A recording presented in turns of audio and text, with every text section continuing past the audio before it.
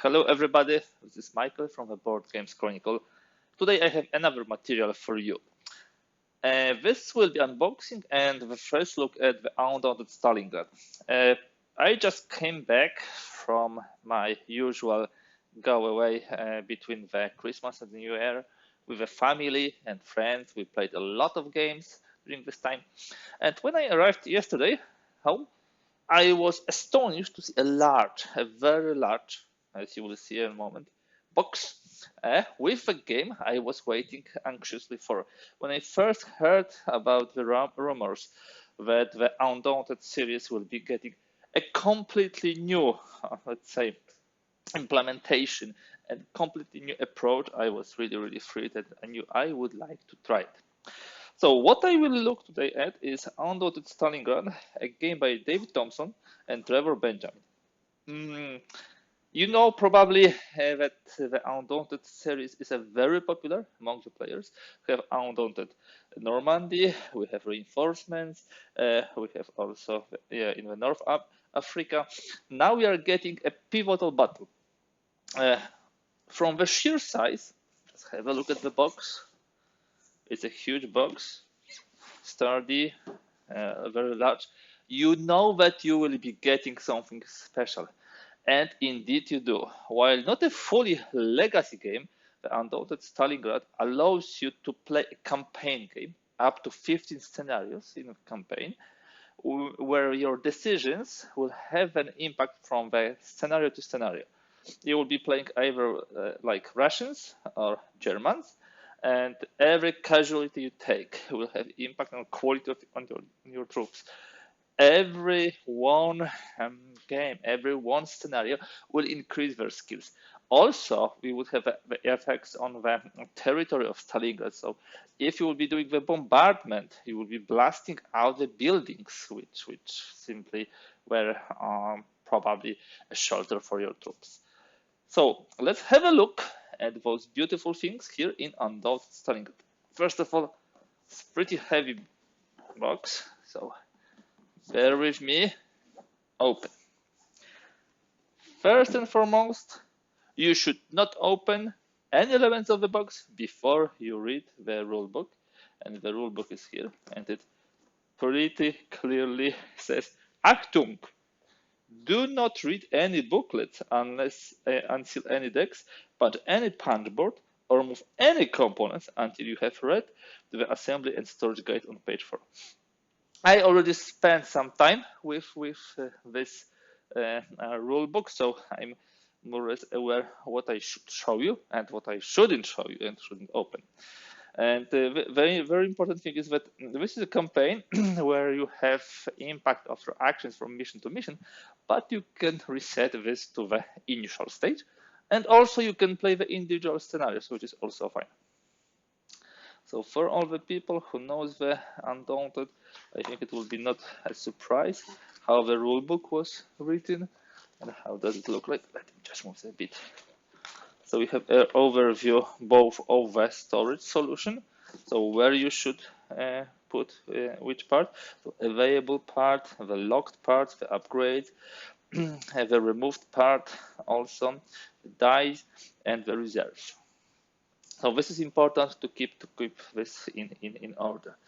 Here we have some information about the scenario setup, the initial one.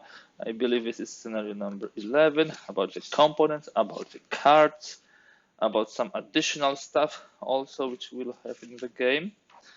Here we have an example of a setup. I actually had a chance to play Undaunted during the Essen Fair. It was a blast. Completely different experience, even for me who played Undaunted already a lot. So yeah, you have scenario 1 actions, you have when the game ends, and then you have a campaign. So this is a completely new part.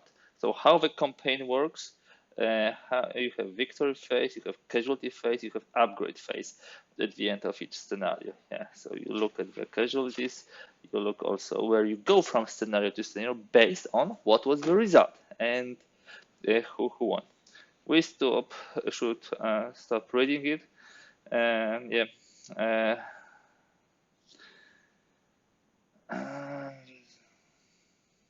Yeah, so we should only continue when we are ready to play the next scenarios.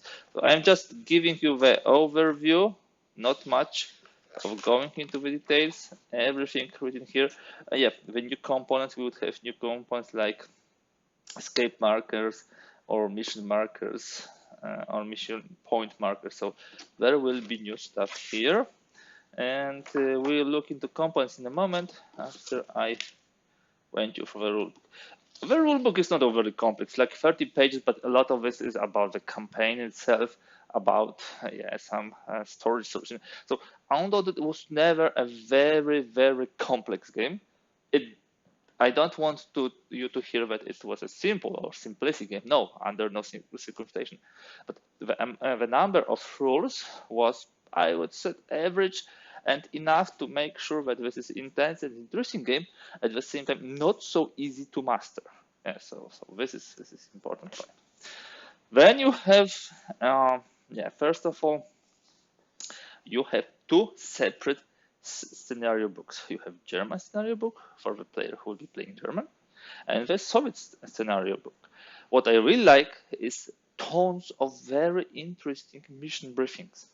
Before each mission, depending on the result of the previous and how you are progressing, you have missions. You simply have a story unfolding in front of you. So this should also be taken into account that you are not playing for the sheer, pure gameplay, but also for the story. Yeah, you will see all this data regarding the missions and the setup, and also for the Germans. Very cool. I can say, and I see that a lot of effort was put into creating this game. Fantastic. We have also the fourth book, which will be the map book. You see, we will be playing. Yeah, these are the maps, but what I would like to show you, this is the whole Stalingrad map where we are playing. Depending on scenario, we'll be playing in different places of this map. As you can see, this scenario is here. The next scenario is to the right, from my perspective of this area. That means that if something happens during this scenario to some of those terrain tiles, it will be reflected, for example, in this scenario, because there is some overlap between this part, I would say, and this part and this part. And because of this, you will see the changed landscape of the game.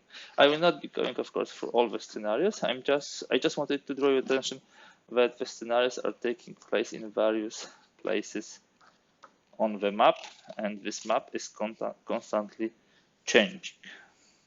Here you have the overview also, of the last mission. So let's not look here.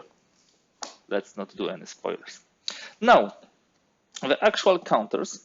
This is a pretty regular setup. So you have the platoon A, the platoon B, the platoon C. You have some special units. Yeah, here more of the platoon C. What is important is that you have also mechanized units. So in this case, tanks. You have T-34, T-34 with modifications. It's actually, I think, with a longer turret, and KV. Some control markers, some additional markers, but you see, in this set, you immediately get both. So the infantry and the mechanized units. Now you have the Germans, also platoon A, B, C, and some special units also of engineers or gunners can be activated by A or C or B or C. Very useful, because many more cards can activate units during the play. And of course, we have some panzers, Panzer IV, Panzer III, Stuck, Panzer IV again, and Panzer III here. Control markers, some additional markers. Okay. And of course, on the other side, we have those units, for example, suppressed. Okay, these are the markers for the control of objectives. As usually, for the first player, for the escape, additional ones which are used on the map. I believe these are the tunnels, which we'll be using. So this will be all components. Now, you have a very nice storage solution for the game, where you will be storing the counters. And now you have the cards and you have the map tiles. First of all, you should not touch those cards at the beginning of the game. Yeah, those you can. Sorry, those you can. This is the standard deck. We'll look at this in a moment. And this is the standard deck. But here we have the upgrade deck. Do not open until instructed. So we don't touch it. We have also a lock deck. Do not until instructed. Do not open until instructed. So those two we leave. Similar decks for Germans. Yeah, a lock deck. And here we have, I believe, yeah, reserve deck, which we also do not open. So sorry, guys, I will not open it. Here we have a die. Let me put it here. You remember, probably if you played Undaunted, that you have a die which you roll, a 10-sided die, and depending whether you roll above the defense value you hit or not. We can have a brief look at those decks, although I believe these are the standard ones for Undaunted. And I also believe I can open them. There is nothing saying, guys, do not open them. If I was given such, let's say, information, I would definitely do. So yeah, we have Platoon Sergeant. And of course, these are not platoons, but these are more like teams. A, B. Yeah, which is Platoon 11 game, but the platoon is consisting of squads. We have Fog of War, which usually occupy our hand, and we cannot do anything with this. And that will be also basic platoon. You have riflemen, scouts, machine gunner. That's all. No specialists of any kind. I believe we'll get something similar with the Germans. Let me just open it.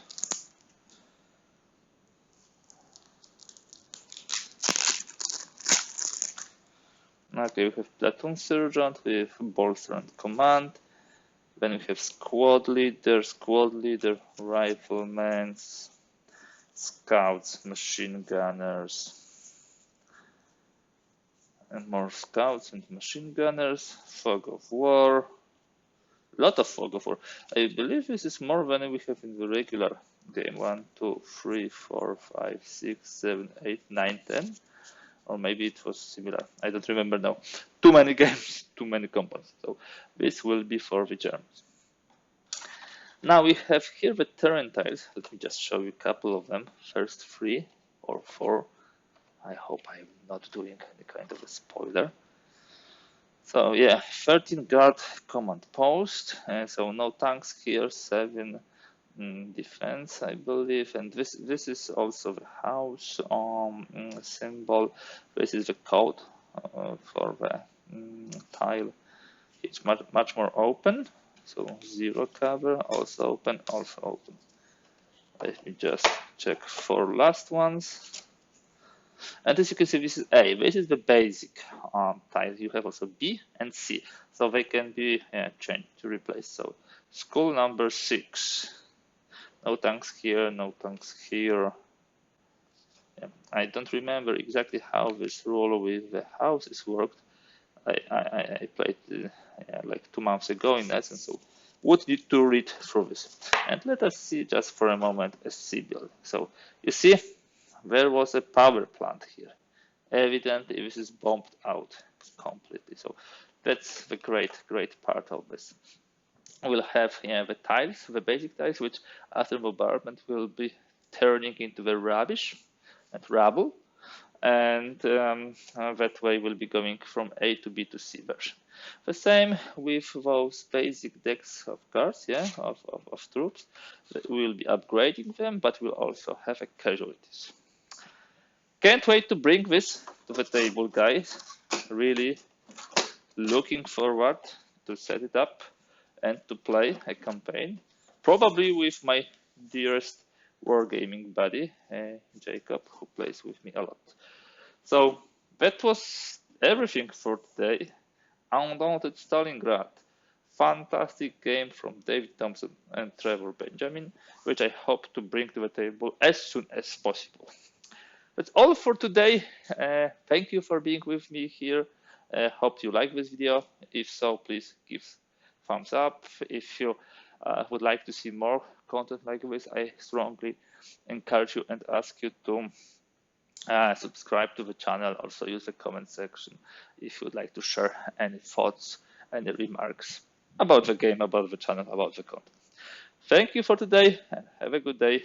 Bye.